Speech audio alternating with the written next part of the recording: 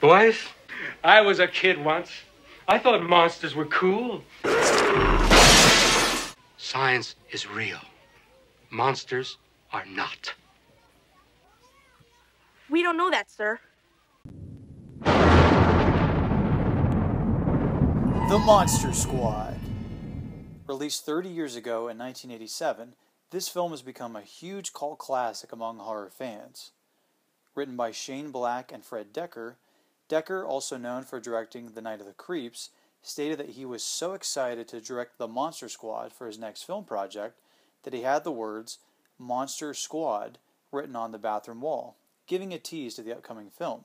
He also gives a shout out to horror author Stephen King, who was really popular in the 80s, by having one of the kids wear a Stephen King Rules t-shirt. The movie starts out 100 years ago, during a battle between Count Dracula and Van Helsing, over a powerful amulet that Dracula wants to destroy to rule over the world. Flash forward over 100 years later, and we follow a group of kids that refer to themselves as the Monster Squad. What's a squad? It's like Miami Vice, I think. Let me just say that I would have killed to have had a treehouse this awesome when I was a kid. The kids discover Van Helsing's diary and learn that every 100 years there is a day when the forces of good and evil become unbalanced, allowing the amulet to be destroyed, enabling evil to rule over the world. Well, that day has arrived, and Dracula is on the hunt. He assembles a dream team of famous horror monsters from the old Universal movie era.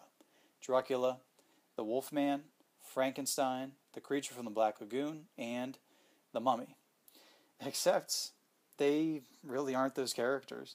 Apparently, Universal executives were being super douchey and wouldn't release the rights to use the characters. According to visual effects wizard Stan Winston, quote, "The challenge was to suggest those classic creatures without really copying them, because we didn't have permission or the license to use those specific images. So, we could do a gill man, for example, but it couldn't look too much like the creature from the Black Lagoon.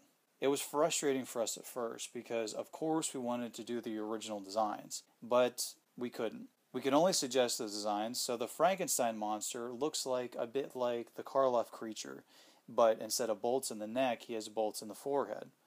There was a certain percentage of changes we had to make to get away from any legal copyright infringement." End quote. Well, when one door of creativity closes, another one opens, and in my opinion, I like the recreation of the monsters, especially the Gill Man, because a creature looks more realistic and not just some guy in a rubber suit.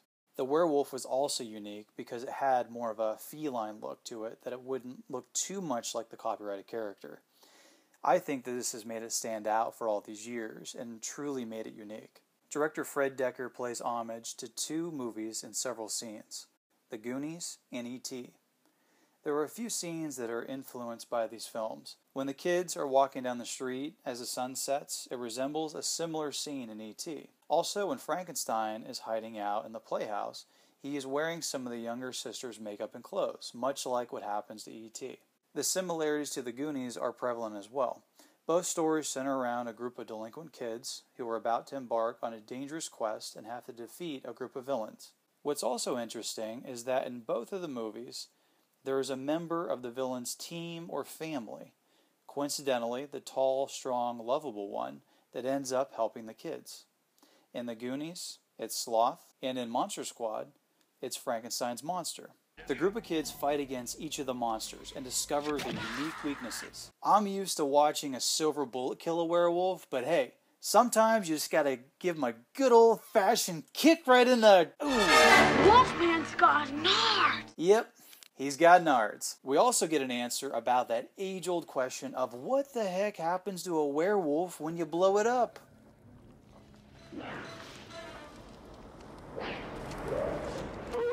Aw, yeah. This movie by far has my favorite vampire. He's terrifying, he's violent, and he doesn't take crap from anyone. And I mean anyone. Give me the amulet, you bitch! I wouldn't say that this is a family film, but if you have a family that loves classic horror and they have a great sense of humor, then kick back, eat some cheese and mac, and watch The Monster Squad. Okay, monsters. Ooh, look at that big, scary monster. Ooh.